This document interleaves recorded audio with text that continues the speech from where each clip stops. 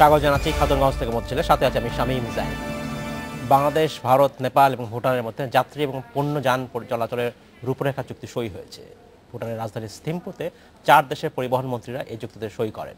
চুক্তির রূপরেখা অনুযায়ী এরপরে এই চলতি বছরের মূল চুক্তি সই হবার কথা রয়েছে। এছাড়া আগামী বছরের শুরুতে 4 দেশের মধ্যে যান চলাচল শুরু করার পরিকল্পনা রয়েছে বলে জানিয়েছেন আমাদেরকে সংশ্লিষ্টরা। আজ আমরা আলোচনা করব 4 দেশের যান চলাচল চুক্তি। এই নিয়ে আলোচনা করতে আমার সাথে স্টুডিওতে রয়েছেন বিআইডিসির senior research fellow doctor Mohammad Yunus এবং সাবেক রাষ্ট্রদূত হুমায়ুন কবির। জনাব হুমায়ুন কবির এবং জনাব ইউনুস, আপনাদেরকে স্বাগত জানাচ্ছি অনুষ্ঠানে। কেমন আছেন আপনারা? ভালো থাকেন। জনাব কবির, আপনার কাছে আমি প্রথম জানতে চাচ্ছি যে এই যে চুক্তিটি হলো এটা বহু প্রতীক্ষিত। বলা হয়েছিল একটা সময় যেটা সার্কের অধীনে, সার্কের প্রত্যেকটা সদস্য দেশ এখানে চুক্তি সই করবে, যে কারণেই হোক তারা সবগুলো দেশ হয়তো এগিয়ে আসেনি, কিন্তু আপাতত 4টি দেশকে নিয়ে এই চুক্তি স্বাক্ষর করা হয়েছে। আপনার কি মনে হয় যে এর ফলে সার্কের যে এক ধরনের সম্পর্ক সেটা কি ক্ষুণ্ণ হবে বা নষ্ট হবে? ধন্যবাদ আপনাকে। আমি তো উল্টো দিক থেকে যদি দেখি জিনিসটা, রাইট, সার্ক ধরেন শুরু হয়েছিল উপর থেকে নিচের দিকে, মানে এটাকে যেটা বলা হয় যে কেন্দ্র থেকে পেরিফেরির দিকে আমরা যাব। তো সেই প্রক্রিয়াটা গত প্রায় ধরেন 30 বছর হয়ে যাচ্ছে। সেই প্রক্রিয়াটা খুব সফল হয়েছে বলা যাবে না। তো তারই যদি আমি এটাকে ঘুরিয়ে দেখি, তাহলে তারই সে যেহেতু ওই ব্যবস্থাটা কার্যকর হয়নি প্রত্যাশিতভাবে, তো সেই জায়গায় এখন আমরা ভিন্ন দিক থেকে চেষ্টা করছি। সেটা যেমন ধরুন আজকে 4 দেশ এই যে চুক্তিটা, পরিবহন চুক্তিটা করলো, এখন এটা যদি সফল হয় তাহলে এটাকে আমরা আবার সার্কের দেশগুলোর মধ্যে সম্প্রসারিত করতে তো কোনো আপত্তি নেই। এই মডেলটা যদি সাকসেসফুল হয় তাহলে সার্কের পশ্চিমাঞ্চলে আরেকটা এরকম উপ আঞ্চলিক ব্যবস্থা গড়ে উঠতে পারে। সার্কের দেশগুলোর দক্ষিণ অঞ্চলকে নিয়ে আরেকটা এরকম উপ আঞ্চলিক কাঠামো গড়ে উঠতে পারে। তো কাজেই তাতে করে আমার কাছে মনে হয় না যে এটা সার্ক স্পিরিটকে কোনোভাবে চ্যালেঞ্জ করছে বা ক্ষতিগ্রস্ত করছে। এটা একটা ভিন্ন দিক থেকে আমরা সার্ক বা আঞ্চলিক সহযোগিতার ক্ষেত্রটাকে আমরা এক্সপ্লোর করে দেখছি। এখন এখানে আর একটা জিনিস বলে রাখা দরকার, সেটা হচ্ছে সার্কের অনেকদিন থেকে কিন্তু আমরা বলে আসছি ইকোনমিক ইউনিয়নের কথা। এখন এই ইকোনমিক ইউনিয়নে যাওয়ার জন্য এই যোগাযোগ কিন্তু একটা গুরুত্বপূর্ণ পদক্ষেপ। তো কাজেই এটা খুবই আমাদের কাছে আসার কথা যে এই চুক্তিটা হলো বহুদিন ধরে, এটা অনেকদিন প্রত্যাশিত একটা বিষয় হয়েছে, আমরা খুশি, রূপরেখাটা তৈরি হয়েছে। এখন যে বাকি কাজগুলো, প্রোটোকল বা আপনার অন্যান্য যে বিষয়, শুল্ক বা অ্যাডমিনিস্ট্রেটিভ মেকানিজম, সেগুলো দ্রুত হয়ে যদি আগামী বছর থেকে এই যোগাযোগটা চালু হয়, তাহলে আমি মনে করবো এটা অত্যন্ত একটা ইতিবাচক পদক্ষেপ দক্ষিণ এশিয়ার জন্য। অ্যাবসলিউটলি। ধন্যবাদ জনাব হুমায়ুন কবির। আমি আপনার কাছে ফিরে আসবো। ডক্টর মোহাম্মদ ইউনুস, আপনার কাছে জানতে চাচ্ছি যে চুক্তি স্বাক্ষর হলো, এর বলা হচ্ছে যে পরিবহন এবং যাত্রী পরিবহনের জন্য এই চুক্তি কার্যকর হবে, কিন্তু মূল কথাটা যেটা হচ্ছে যে যাত্রী পরিবহন হচ্ছে পণ্য পরিবহনটাকে সবচেয়ে বেশি গুরুত্ব দেওয়া হচ্ছে, কারণ এর ফলে এই অঞ্চলের ব্যবসা বাণিজ্যের একটা ব্যাপক পরিবর্তন আসবে। এবং এখানে আরেকটা বিষয় আসছে, সেখান থেকে যে বলা হচ্ছে যে এই যে পণ্য পরিবহন হবে, এর ফলে যে একটি দেশ আরেকটা দেশ যখন ট্রানজিট ইউজ করবে, তারা এখানে ফিটা কীভাবে নির্ধারণ করবে বলা হচ্ছে। এটা কি WTO মন্ত্রী, আমাদের দেশের মন্ত্রী বলেছেন, অর্থমন্ত্রী বলেছেন যে এটা WTO যে শর্তাবলী আছে বা যেটা বলা আছে WTO-তে, সে অনুযায়ী হবে। অনেকে এর সাথে ভিন্নমত পোষণ করছেন, বলছেন যে এটা আসলে বাইল্যাটারাল হওয়া উচিত। আপনার কি মনে হয়? ধন্যবাদ আপনাকে।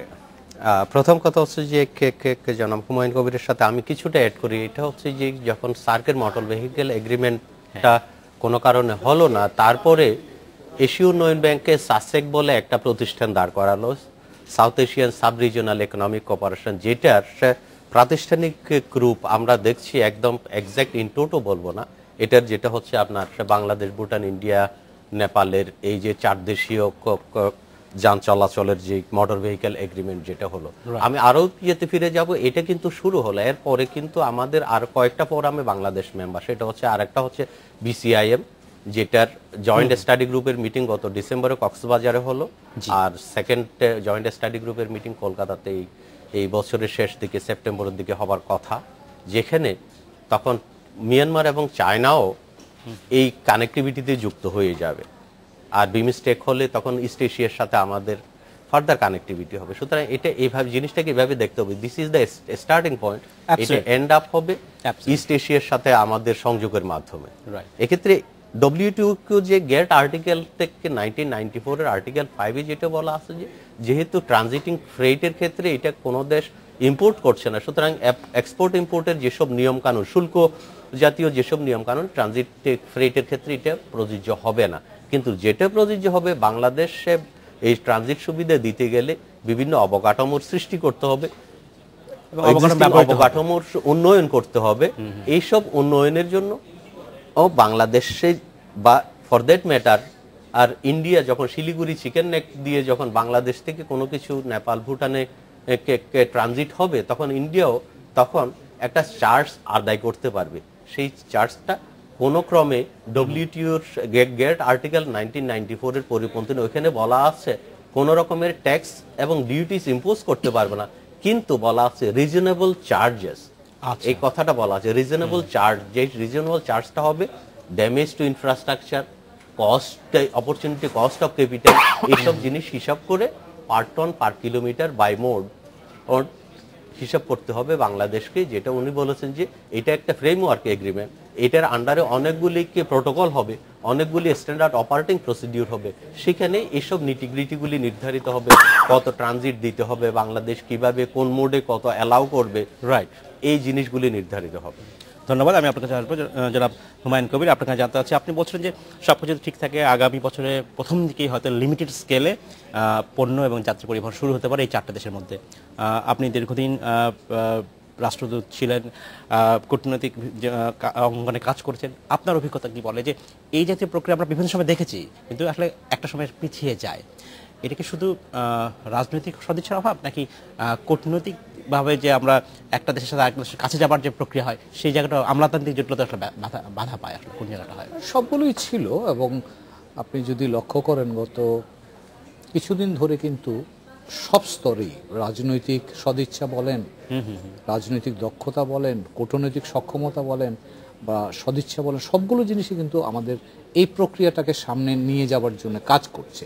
আমি একটু পেছন দিকে যদি যাই, এই যে ভারতীয় প্রধানমন্ত্রী নরেন্দ্র মোদী যখন ঢাকায় এলেন, তখন কিন্তু কয়েকটা গুরুত্বপূর্ণ, বলা হয় 22টা চুক্তি এমওইউ আমরা করেছি, কিন্তু গুরুত্বপূর্ণ 2-3টা কিন্তু হচ্ছে যে কানেক্টিভিটির ব্যাপারে যেই অগ্রগতিগুলো হয়েছে, এগুলো কিন্তু বিশ্বাসের, পারস্পরিক বিশ্বাসের একটা ভিত্তিটাকে আপনি বলতে পারেন যে শক্তিশালী করেছে। এবং যেখানে এখানে বাংলাদেশ ভারতকে অনেকগুলো সুযোগ সুবিধা দিচ্ছে, এখন কিন্তু সেটা বাইলেটারাল বা দ্বিপাক্ষিক, তারই পাশাপাশি কিন্তু আমরা এই চতুর্দেশীয় এই বিষয়টা দেখলাম। তো কাজেই এটা কিন্তু প্রেক্ষাপট ছাড়া হয়নি। কাজেই সেই জায়গাটা বুঝতে হবে যে এখন আমরা বাইলেটারাল কানেক্টিভিটিতে আমরা অনেক বেশি মনোযোগী হয়েছি এবং দুই দেশই সদিচ্ছা দেখাচ্ছে। বাংলাদেশ তো অবশ্যই আমি বলবো যে বাড়তি সদিচ্ছাই দেখিয়েছে, ভারতের দিক থেকেও আমরা সেটা দেখছি। এবং এখন 4 দেশীয় যেটা হলো, তার ফলে এই 4টা দেশ মিলে একটা উপ আঞ্চলিক যোগাযোগের সুযোগটা তৈরি হলো। এখানে যেটা ইউনুস ভাই বলছিলেন খুবই গুরুত্বপূর্ণ। বাংলাদেশি প্রেক্ষাপট থেকে কিন্তু আমরা এই কানেক্টিভিটিটাকে শুধু ভারত বাংলাদেশ সম্পর্কের মধ্যে বেঁধে রাখতে চাই, এবং আমরা সেখানে বাংলাদেশে এই প্রত্যাশাটা আছে যে এটা উপ আঞ্চলিক প্রেক্ষাপট যাবে, তারপরে সার্কের প্রেক্ষাপট এটা বিস্তৃত হবে, এরপরে আঞ্চলিক অবস্থার বাইরেও যেতে হবে। যেমন উনি বলছেন আসিয়ান আমরা মিয়ানমার থেকে শুরু করতে পারি, ওইদিকে চীন আছে, চীনকে আমরা ধরতে পারি। কাজে সেই জায়গাগুলো আমাদের মনে রাখতে হবে। অ্যাবসলিউটলি। ডক্টর ইউনুস, আপনাকে জানতে হচ্ছে যে আমরা যখন বলে থাকি যে সার্ক অঞ্চলের মধ্যে নিজস্ব যে ট্রেড, সেটার পরিমাণ খুবই সামান্য, কিন্তু এটা এই চুক্তির ফলে এই 4 দেশের যখন পণ্য পরিবহন চুক্তি মূলত যখন শুরু হবে, তখন কি এই অঞ্চলের মধ্যে এক দেশের সাথে এক দেশের ট্রেডের পরিমাণ আসলে কতখানি আসলে বৃদ্ধি পেতে পারে? দেখুন, আমি ট্রেডে আমার পড়াশোনার কম, জ্ঞানও কম, তারপরেও বলি আমার কলিগরা এই ব্যাপারে যা গবেষণা করেছেন বিভিন্ন সময়, তাদের সাথে কথাবার্তা বলে যা আমি বুঝেছি, এক্ষেত্রে বাংলাদেশের লাভ ক্ষতি হবে যদি কোনো সেক্টর ভিত্তিক ধরেন। এই যে ক্যাপটিভ মার্কেট বলা হয়, যে নর্থ ইস্ট রিজিয়নে বাংলাদেশের কিছুটা ক্যাপটিভ মার্কেট আছে কিছু প্রোডাক্টের, যখন ট্রানজিট দিয়ে দিবে তখন ইন্ডিয়ার আদার স্টেটস অফ ইন্ডিয়া থেকে যখন ট্রান্সপোর্ট কস্ট কমে যাবে তখন বাংলাদেশের এই প্রোডাক্টগুলির কম্পিটিটিভনেস হারাবে, কিন্তু এট দ্য সেম টাইম নতুন কিছু প্রোডাক্টের কম্পিটিটিভনেস সৃষ্টি হবে। সুতরাং এটা এক্স্যাক্টলি বলা যাবে না যে নতুন বাংলাদেশের কিছু বর্তমান যে পণ্যের বাণিজ্যিক যে চাহিদা সৃষ্টি হবে, আপনি বলছেন এটা কেন বলছেন, কিভাবে হবে? এটা হচ্ছে আপনার কিছু প্রোডাক্ট আছে, যেমন ধরেন বাংলাদেশের গার্মেন্টস প্রোডাক্টের কথা বলি। বাংলাদেশের গার্মেন্টস প্রোডাক্ট দিল যখন নর্থ ইস্টের রিজনে তাদের কি একটা ইয়ে বলে, যারা এমনিতে তো রাজ্যগুলি কেন্দ্র সরকার থেকে একটা আনুপাতিক হারে একটা সহায়তা পায়, তারা ভারত সরকার যেটা করেছে উত্তর পূর্বাঞ্চলের রাজ্যগুলির জন্য বিশেষ একটা ইয়ে করেছে প্রোগ্রামের আন্ডারে, তাদেরকে প্রায়োরিটি ভিত্তিতে বেশি করে সহায়তা দিচ্ছে। সেই সহায়তার ফলে কি হবে, এদের জীবনযাত্রার মান উন্নত হবে। জীবনযাত্রার মান উন্নয়ন হলে কিছু কিছু প্রোডাক্ট যেগুলি আমাদের এখান থেকে এক্সপোর্ট করতে পারে সেগুলির চাহিদা বেড়ে যাবে। তখন কিন্তু তারপরেও যে বাণিজ্যিক যে ভারসাম্য কি হবে, বর্তমানে যে $600 মিলিয়ন যে ইয়েটা ইমব্যালেন্সটা, সেটার কি হবে সেটা আমরা বলতে পারি না। ভারত আমাদেরকে শুল্কমুক্ত পরিবেশের কথা বলে, কিন্তু বাংলাদেশের ব্যবসায়ীরা, বাংলাদেশের গবেষকরা যেটা বলে যে বাংলাদেশ যেটা চায় মূলত সেটা হচ্ছে যে নন টেরিফ ব্যারিয়ার যেগুলি আছে সেগুলি অবমুক্ত করা। ধন্যবাদ জনাব ইউনূস। আমাদের সময় হয়েছে একটা বিরতিতে যাবার। ফিরছি শীঘ্রই, সাথেই থাকবেন।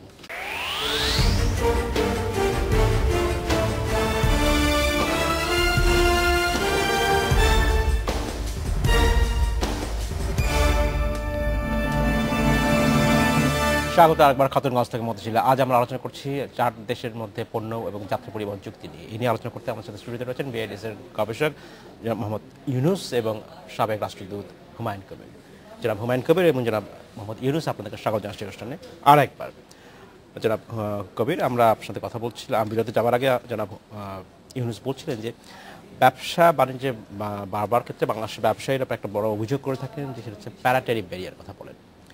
এই যে অশুল্ক যে বাধার কথা বলছি, এটা মূলত কেন হয়, আপনার কি মনে হয়?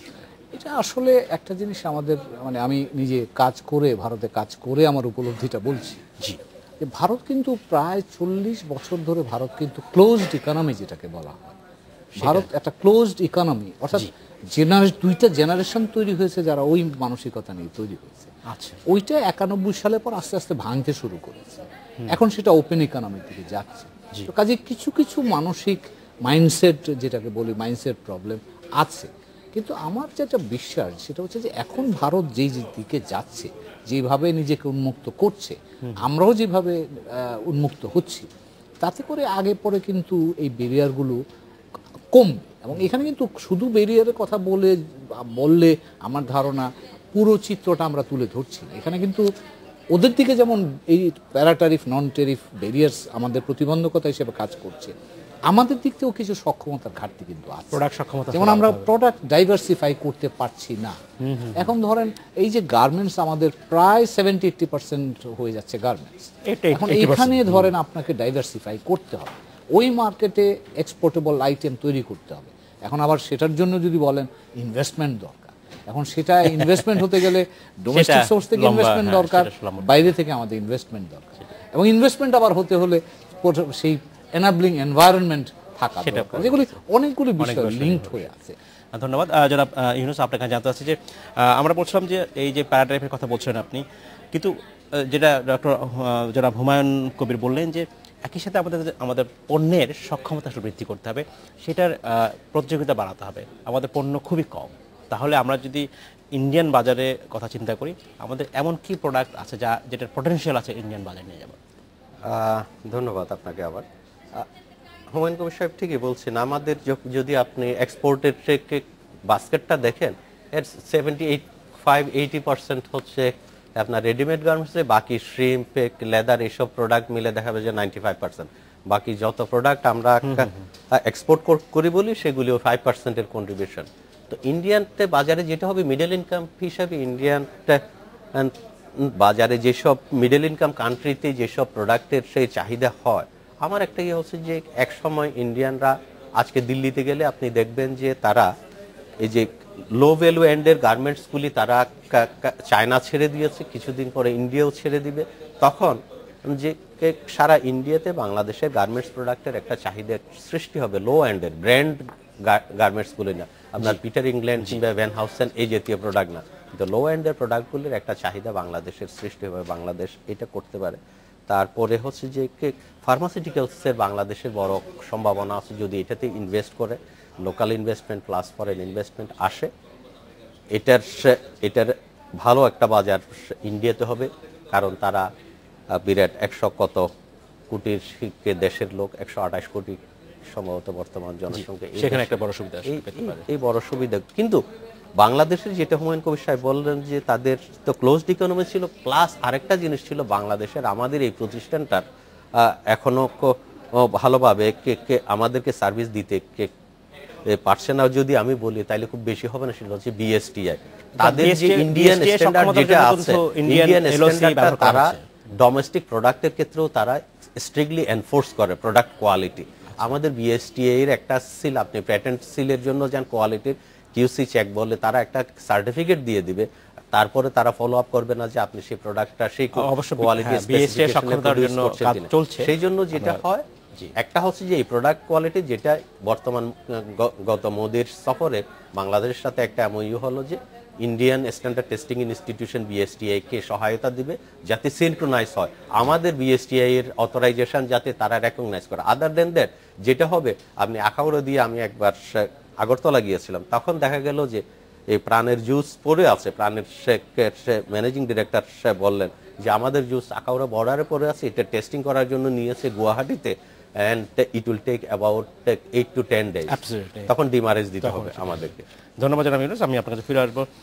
জনাব হুমায়ুন কবির, আপনার কাছে জানতে হচ্ছে যে আদার দ্যান ট্রেড, সার্ভিস সেক্টরেও আসলে একটা বড় ধরনের সুযোগ রয়েছে এবং বাংলাদেশের মধ্যে সার্ভিস সেক্টরের অপরচুনিটি বেশি, সেইটাকে আমরা কাজে লাগাতে চাই কীভাবে, যদি এই ট্রানজিট বা এই 4 দেশীয় চুক্তি বা এই আন্তর্দেশীয় যখন চুক্তির কথা আমরা বলছি, আমাদের পটেনশিয়াল আসলে কোন কোন জায়গায়, কোন কোন সেক্টরে? ধন্যবাদ আপনাকে। আবার এই যে কানেক্টিভিটির যে প্রক্রিয়াটা এখন শুরু হয়েছে, বাংলাদেশ ন্যাচারাল কিন্তু আমরা একটা ট্রানজিট কান্ট্রি হিসাবে তৈরি হয়ে আছি ভৌগোলিকভাবে। রাইট। এখন ধরেন এই ট্রানজিটের দুটো বিষয় আছে যেটা ডক্টর ইউনুস বললেন, একটা হচ্ছে পণ্যের আদান প্রদান, এক্সপোর্ট ইম্পোর্ট, এটা। কিন্তু ইদানিংকালে আরও একটা বিষয় জিনিস যেটা হচ্ছে সেটা হচ্ছে সার্ভিস সেল, সার্ভিস এক্সপোর্ট করা। এখন যেমন ধরুন এই যে আমরা মংলা এবং চট্টগ্রাম বন্দর যদি নেপাল, ভুটান বা ভারত ব্যবহার করে, তাহলে এখানে কিন্তু আমি দেখতে পাচ্ছি যে একটা বিরাট রকমের ট্রান্সপোর্ট সেক্টরের একটা অগ্রগতি হতে পারে। এবং আমরা কিন্তু ট্রান্সপোর্ট সেক্টরে মোটামুটি দক্ষতা আমাদের আছে, যেটাকে আমরা স্কেল আপ যদি বলেন আপনি, ট্রেলার এখন যেটা কাভার্ড ভ্যান বলি, তার থেকে আমরা ট্রেলারে যেতে খুব বেশি সময় দরকার নেই, অভিজ্ঞতাটা আমাদের আছে। এখন কথা হলো যে আমার চট্টগ্রাম এবং মংলা বন্দরের এই মাল পরিবহন করবে কে, এটা তো আমরা সেটাকে ব্যবহার করতে, আমরাই ট্রেলার ব্যবহার করতে পারি, কাজে সেটা একটা বিষয়, আমরা বেনিফিটেড হওয়ার সুযোগ আছে। দ্বিতীয় যে বিষয়টা হচ্ছে এই পুরো জায়গাটা এখন 4টা দেশ একসাথে মানে কানেক্টিভিটিতে আসবার ফলে যেটা হচ্ছে, ট্যুরিজম কিন্তু একটা বিরাট ভারত, এই যে ভারত অর্থনৈতিকভাবে উন্নত হচ্ছে তার একটা রিফ্লেকশন আপনি পাবেন, কিন্তু মোর ট্যুরিস্ট আর নাও ভিজিটিং আদার কান্ট্রিজ। আমি নিজে নেপালে থেকে দেখেছি যে ইউরোপিয়ান ট্যুরিস্ট নেপালে ইউরোপিয়ান এবং আমেরিকান ট্যুরিস্টদেরকে কিভাবে ভারতীয় ট্যুরিস্টরা হাই ভ্যালু ট্যুরিস্ট হিসাবে তারা রিপ্লেস করেছে, এবং নেপাল কিন্তু বেনিফিটেড হয়েছে।